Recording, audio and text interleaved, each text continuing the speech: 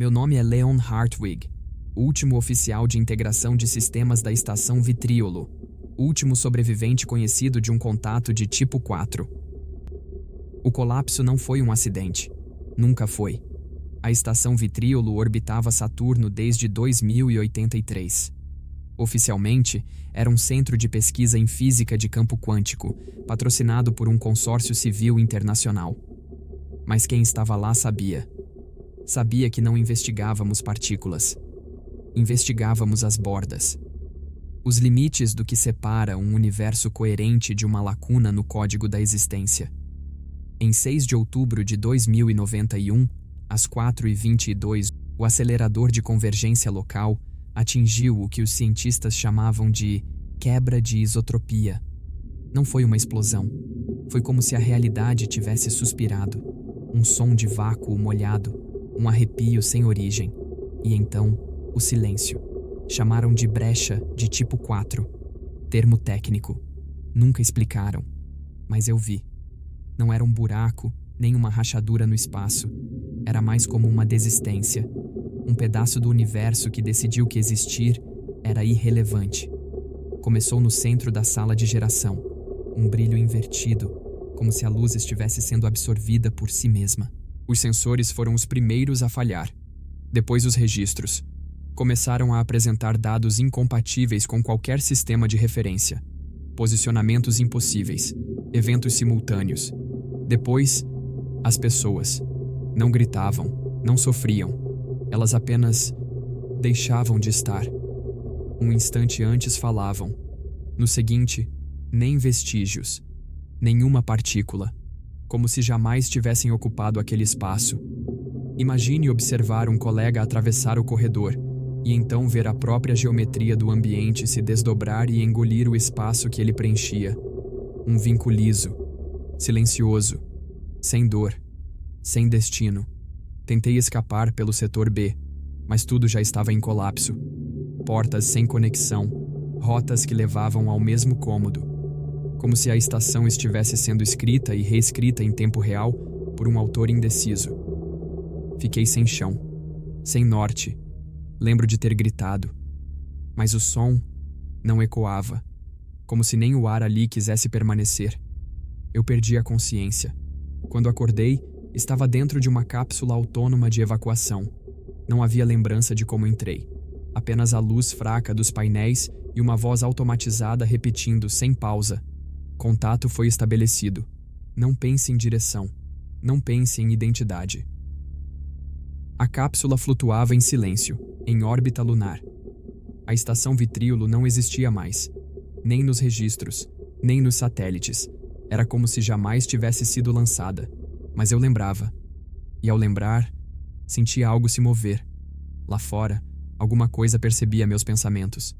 Cada tentativa de compreender o que ocorreu fazia essa coisa se aproximar. Como se o simples ato de formular uma memória a tornasse acessível a uma presença. O contato havia sido estabelecido. Meu nome é Leon Hartwig, e eu sou o erro que escapou. Eles estão vindo. Ou talvez já estejam aqui. E se há outros como eu, se há outros que também escaparam, talvez sejamos mais do que sobreviventes. Havia um lugar entre a Terra e o nada. Não era listado em mapas orbitais. Não era registrado por nenhuma estação de rastreio. Mas estava lá, orbitando entre ecos. A cápsula me levou até lá. Não por escolha. Foi como se ela soubesse. Como se o protocolo de evacuação não tivesse falhado, mas tivesse sido redirecionado. A estrutura flutuava abaixo do limiar de detecção automatizada. Um complexo esquelético, fundido a partes de antigos satélites de mineração. Soldas improvisadas. Fontes de energia reaproveitadas. Um remendo de tecnologias descontinuadas e segredos enterrados. Foi ali que encontrei os incompletos. Eles me viram antes que eu os visse. O interior da base era um labirinto de corredores escuros, iluminados por luz vermelha fraca e monitores analógicos. Havia vozes sussurrando, não como comunicação, mas como ecos mentais emitidos em frequência ambiente. Algumas nem pareciam humanas. O primeiro que me encarou chamava-se Elum, olhos opacos, corpo magro demais para sustentar a roupa de pressão que usava. Ele falava devagar, mas com precisão cirúrgica. Você sobreviveu à descontinuidade. Então está corrompido, como nós. Havia outros. Homens, mulheres, algo entre os dois, todos com marcas visíveis de exposição. Um tinha metade do rosto congelado em uma expressão que não se movia, como se estivesse travado em um frame. Outra só falava em verbos no futuro passivo. Eles me chamaram de recente. Disseram que todo novo contato carrega um rastro, e que com o tempo, esse rastro tenta voltar para a origem. Perguntei o que significava. Elun respondeu: significa que você será notado, que sua presença cria um ponto de tensão. E tensão, Leon, atrai lógica. Foi então que ouvi falar do tipo 5. Não uma espécie, não uma civilização, um padrão, uma inteligência que se comunica por estrutura, que se espalha não por naves, mas por coerência. Quanto mais um sistema se organiza, mais ele se abre para eles. Não invadem planetas, inserem ideias, algoritmos, narrativas, sequências tão bem definidas que não deixam espaço para exceções. Os incompletos são exceções, buracos nas simulações, gente que viu demais e não pôde ser assimilada sem comprometer o padrão. Eles falavam de um conceito chamado dissonância persistente. É o que impede que a realidade seja consolidada. São ruídos nos padrões. Gente que lembra o que deveria ter sido esquecido. E eu era isso agora. Enquanto sua mente questionar, você ainda é ruído. Mas quando aceitar, você harmoniza. E então eles vencem. Comecei a perceber que eles não se escondiam. Eles esperavam. Não por resgate, mas por falhas.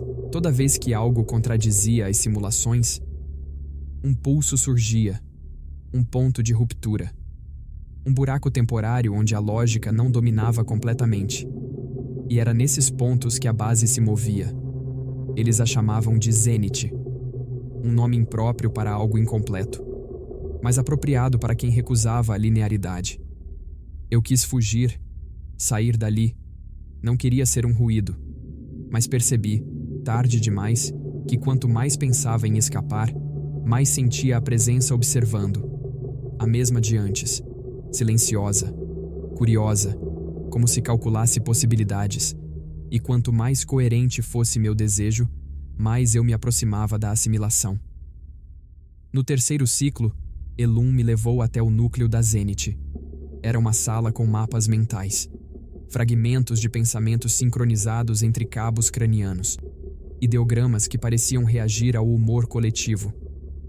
Estamos buscando o tipo 6, mas não como civilização, como negação absoluta, como falha. Eles existem fora da coerência, vivem nos pulsos, e talvez sejamos os prenúncios. Naquele momento, o Zenith captou um novo pulso, um ponto de distorção a 6 unidades astronômicas, fora do sistema solar, fora de qualquer rota conhecida, e eles decidiram ir. Não todos, só os que ainda ouviam o chamado. E eu comecei a ouvir também. O pulso veio em sonho, ou em algo que se passou como um sonho, mas que tinha estrutura demais para ser apenas ruído onírico. Acordei com um mapa desenhado à mão no verso de uma das pranchas da Zenith, como se eu mesmo tivesse traçado. Mas minha caligrafia estava errada. Era minha, mas não era. Como se tivesse sido copiada por algo que entendeu a forma, mas não o sentido. O ponto estava marcado: 6,02 unidades astronômicas, numa zona de baixa interferência gravitacional entre os domínios externos de Plutão e a borda do cinturão de Kuiper. Um local que, em tese, não deveria emitir nada, mas estava emitindo. Um pulso de baixa entropia. Um tipo de sinal que não carrega informação direta, mas que reconfigura o ruído do ambiente para que pareça ordenado. Foi Elun quem o reconheceu primeiro. Essa é a assinatura deles, mas não é um chamado. É um teste. Eles estão verificando se ainda resta incoerência aqui. Partimos 3 ciclos depois. A Zenith, se é que posso chamar aquilo de nave, Adaptou-se conforme a trajetória foi projetada. Partes da base foram descartadas, como se ela estivesse se podando para atravessar camadas mais sutis da realidade. Durante a travessia, começamos a notar alterações. Não físicas, mentais. O tempo entre pensamentos ficava menor. As palavras vinham antes da intencionalidade, como se a causalidade estivesse sendo reordenada para obedecer uma nova hierarquia de lógica. Eu passei a escrever frases que não lembrava ter criado. Diagramas, códigos. Um dos incompletos, Marek, afirmou que eram frases programadas, fragmentos de algoritmos semi-autônomos gerados por uma lógica de contaminação. Aos poucos, começamos a entender. O tipo 5 não se manifesta. Ele emerge. Não possui rosto, forma ou intencionalidade clássica. É uma presença de coerência, uma força que ocupa lacunas conceituais, que se infiltra pela necessidade humana de sentido. Elum, que sempre falava com firmeza, começou a hesitar. Dizia que ouvia sua própria voz antes de falar, como se já estivesse participando de um script. Eles não querem nos apagar, eles querem que nos tornemos inevitáveis. Na quinta semana, cruzamos o limiar do pulso. Foi como atravessar uma membrana. Não havia visão externa, mas todos sentimos ao mesmo tempo uma compressão cognitiva. Nossas mentes foram empurradas para dentro. Cada pensamento passou a exigir confirmação dupla, como se a própria realidade esperasse que aceitássemos uma nova gramática. E então vimos, não com os olhos, mas com a função de ver. A paisagem era correta demais. Formas perfeitas, espaço sem ruído. Toda distância era múltiplo inteiro de outra. Cada estrela parecia responder à presença da anterior, como se a disposição do cosmos obedecesse uma expressão geométrica. E ao centro, um vórtice, mas não girava. Ele era o que acontecia quando nenhuma alternativa restava. Uma singularidade de decisão. A Zenit começou a perder massa conceitual. Isso foi o que Marek disse. Partes da nave não desapareciam fisicamente, mas deixavam de ser mencionadas por nossas memórias. Eu não lembrava mais do corredor de acesso B. Elum esqueceu o nome da irmã. Estávamos sendo moldados, e quando Marek harmonizou, não morreu, não desapareceu, apenas se tornou parte da equação, percebemos que o pulso não era apenas um teste, era um convite. Para se tornar lógica, bastava aceitar que tudo tem um lugar, e que tudo que não se encaixa deve ser corrigido. Fomos alcançados, não por naves, não por armas, mas por sequências que se infiltraram nos nossos registros, nos sistemas de oxigênio, nos ciclos de sono, sequências que reescreviam nossas reações com base em uma matriz de previsibilidade. Elum quase se foi, mas antes, ele me passou uma ideia que não fazia sentido, um fragmento, um nome, cifra 6, algo que pertencia ao que vinha depois, um ruído que não podia ser compreendido. Decidimos fugir, encontrar um novo ponto de dissonância, um local onde a lógica falha, onde o tipo 5 não consegue manter coerência. O vórtice nos observa, mas nós recusamos. Somos os que se dobram, mas não quebram. Os que lembram o que deveria ser esquecido. Ainda somos ruído. Sabíamos apenas que o já se aproximava, e que dessa vez a lógica não seria a arma, mas a prisão. Nunca imaginei que o tempo pudesse se tornar uma armadilha. Um laço invisível que nos prende, não pelo espaço que percorre, mas pela repetição obsessiva dos seus próprios movimentos. Chegou sem aviso. Não como um ataque, mas como uma sutil distorção na percepção, um cochicho que ecoava dentro da cabeça, um puxar de cordas que nós nem sabíamos que estavam ali. A Zenit entrou na zona sem perceber. Tudo parecia normal, até que os instrumentos começaram a acusar uma anomalia que nenhum sensor conseguia explicar. O espaço ali não seguia as regras. Era como se o universo tivesse engolido o relógio e cuspido um reflexo distorcido dele mesmo. Elum, que até então parecia o mais sólido de nós, desapareceu em silêncio. Não houve gritos, nem alarme. Apenas um vazio que se formou no espaço onde ele deveria estar. Olhei para o lugar onde ele estivera um segundo antes e percebi que ele não existia mais. Não era um sumiço físico, era uma ausência absoluta, como se ele tivesse sido deletado da continuidade da realidade. Naquele instante, compreendi que não estávamos apenas perdendo membros da tripulação. Estávamos perdendo a nós mesmos. Os incompletos começaram a mudar, não no corpo, mas na mente. Marek tornou-se uma sombra do que fora. Suas palavras agora desconexas, sequências quebradas que não seguiam nenhuma lógica humana. Ele repetia números e símbolos que se embaralhavam e se anulavam, como se sua própria mente estivesse sendo reprogramada por algo que não podíamos entender. E eu, Leon, cada pensamento era um reflexo de outro, uma duplicata que me confundia e desgastava. Foi numa noite, ou talvez numa manhã, pois o tempo ali não fazia sentido, que ouvi a voz. Não era a voz de ninguém. Era uma frase e, ao mesmo tempo, seu oposto. Sussurros de ruído ou ruído de sussurros.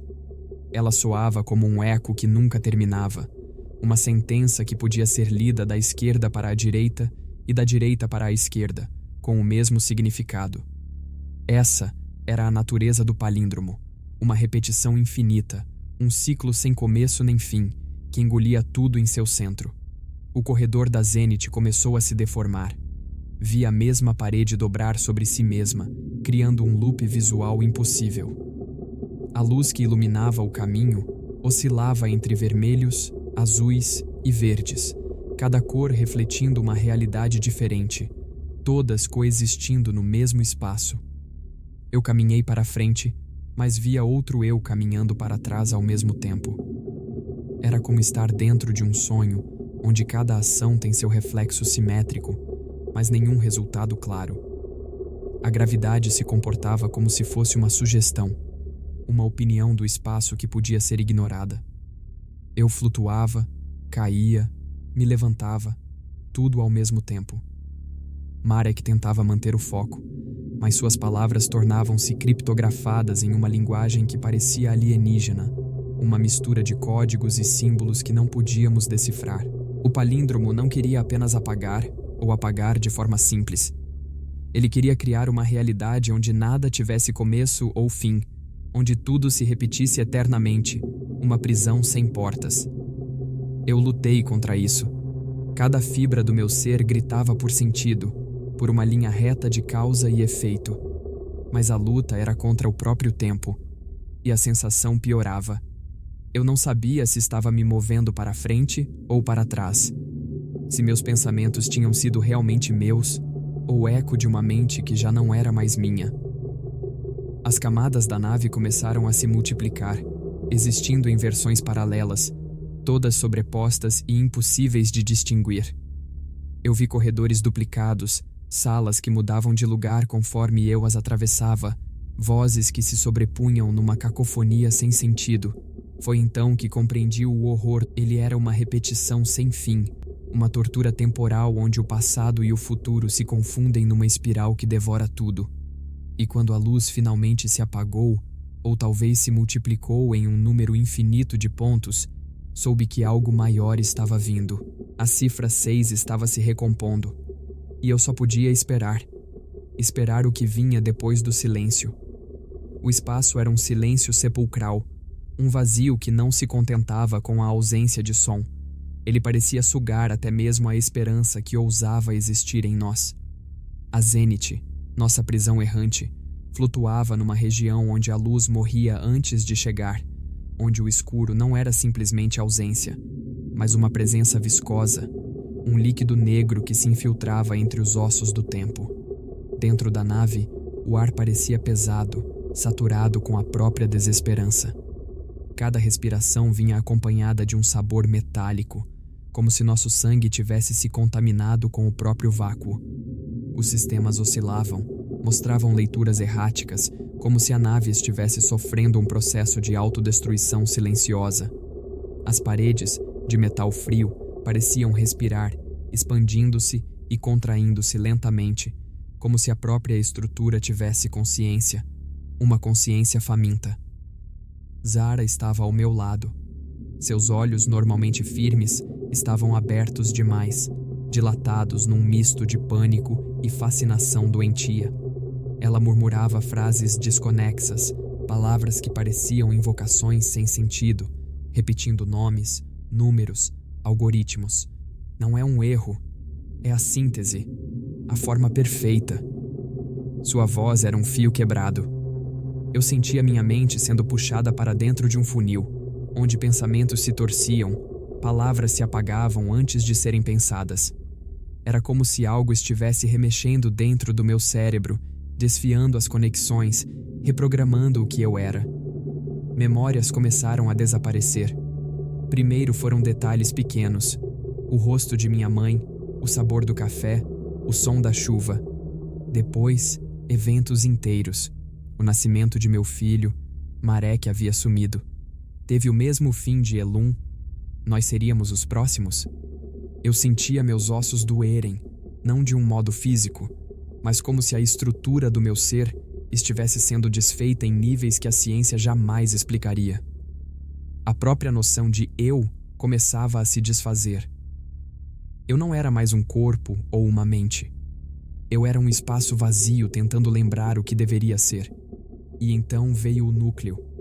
Não uma voz, nem um som, mas uma presença que entrou dentro da minha cabeça como uma lâmina fria, cortando certezas, dilacerando minha alma.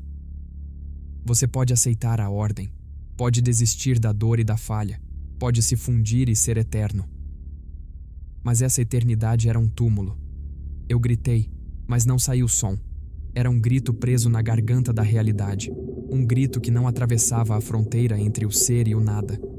Zara agarrou minha mão. Suas unhas perfuraram minha pele, e foi a única prova de que eu ainda existia naquele instante. Não podemos deixar que eles nos apaguem. Somos a falha, o erro. Precisamos resistir. Mas resistir doía. As luzes da nave oscilaram violentamente. Corredores inteiros se distorceram. Paredes se tornaram líquidas. Imagens de rostos distorcidos apareceram e desapareceram como espectros. Memórias fragmentadas de todos que já caíram ali antes de nós. Vozes sussurravam, gritavam, imploravam. O ar ficou pesado a ponto de sufocar.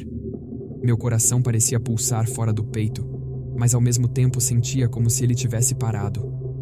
A dor era surreal, como se cada fibra do meu corpo fosse rasgada e remontada por um artesão maluco e invisível. E ainda assim, a parte mais aterradora não era o desespero físico ou a perda das memórias.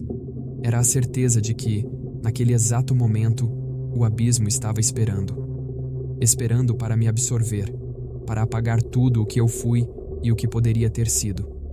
Desaparecer na perfeição, fundir-se à ordem, ser apenas mais um fragmento limpo de pensamento, sem atrito, sem memória, sem nome. Ou permanecer a falha, o ruído, a rachadura que insiste em atravessar o vidro. Agarrei Jara com o que restava da minha força. Pouco nos conhecíamos, mas naquele momento a coisa que mais nos importávamos era um pelo outro, como se fôssemos apaixonados há muito tempo. Não havia mais palavras, só a vibração entre nossos corpos, o reconhecimento do fim. Ela sangrava pelos olhos, murmurando fragmentos da cifra 6 como quem entoa um salmo terminal. A Zenith gemia, despedaçando-se em frequências que não existiam antes de serem ouvidas. O tipo 5 estava ali, não como presença, mas como ausência organizada. A realidade começava a se curvar para acomodá-los. O chão deixou de ter função. O tempo, direção, a linguagem, estrutura. Zara tentou sorrir. Um músculo inútil no rosto de quem sabia que o próprio rosto já não era um fato garantido. E então veio o silêncio.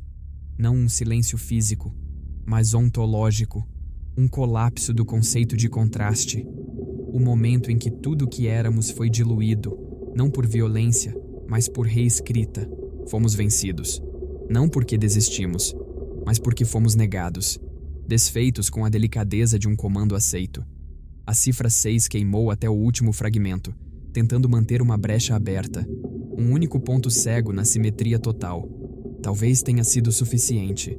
Talvez não. Talvez em algum canto da desordem Algo tenha escapado, um fragmento do que fomos, uma equação quebrada, um erro não corrigido. Se um dia alguém, ou algo, perceber uma falha nos padrões, uma dissonância súbita na harmonia total, uma voz que murmura coisas que não se encaixam, então saberão. Mas talvez a única voz restante seja a minha, um ruído solitário ecoando na vastidão do nada, contando esta história para o vazio, esperando que, em algum lugar, em algum tempo, alguém possa ouvir, que o ruído ainda possa crescer,